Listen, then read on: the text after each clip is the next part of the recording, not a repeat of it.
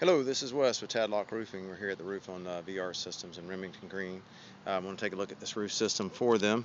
I did want to mention a lot of times people ask me, why is it that you bother to get up on the roof when I know you can do the estimate from the ground? And I think one of the things I like to explain to people is while we look at this roof kind of as you would be looking from the ground, things look pretty good. It's a roof.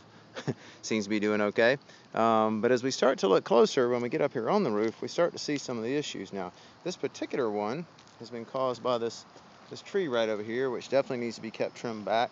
You can see where I'm almost positive that's what caused this. The tree has been, rubbing the mineral surface of the shingle. That causes the mineral surface to come off.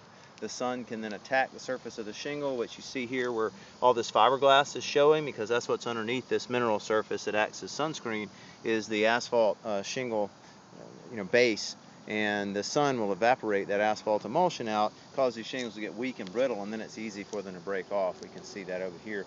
But even away from the area where the tree is, what we see when we get up close, get over here, is how much of the mineral surface has actually come off of the shingle. Most of it's missing. You've got at least a good, throughout the shingle, about a 70% mineral surface loss. This means that the sun is really going to attack this roof every summer from now on. Over here we see it really on this ridge cap section where you can see that fiberglass coming through right there. We see it up here also. And this is pretty common throughout the whole roof. We also see what looks like possibly the plumbing stack boots have been replaced sometime after the first set had worn out. And they put rubber plumbing stack boots on, which are okay, but this ring right here will eventually rot in the sun, dry rot in the sun. The neoprene will fail from solar exposure. They also didn't put this in correctly. This should have been tucked under even this shingle here. This much of it shouldn't be exposed, because it leaves water being able to get in under this edge. All it's got to get to is right there. That's where the hole is cut in the roof deck. So it can certainly easily blow water under there. Same thing over here with this plumbing stack boot. This is near the area where you have a leak, and I believe that's what's causing this leak issue.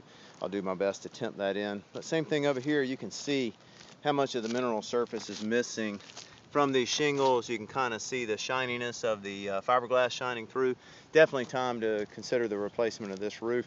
The other thing I want to mention very quickly is back here in the back, this is a hip roof, meaning that it comes to this point here, this giant triangle's laying up here. You only have 10 feet of ridge up here. This is quite a large roof area under roof to try and keep cool in the summer's heat. And what you have are some old technology back here, these old off-bridge vents, which I'm sure have been doing a pretty good job. However, I'm going to recommend that up here in the center, on this side where you get a lot of sun facing south, up here near the ridge, a solar-powered attic vent that will continually pull hot air and moisture out of this roof system and help you with your air conditioning costs on the inside also.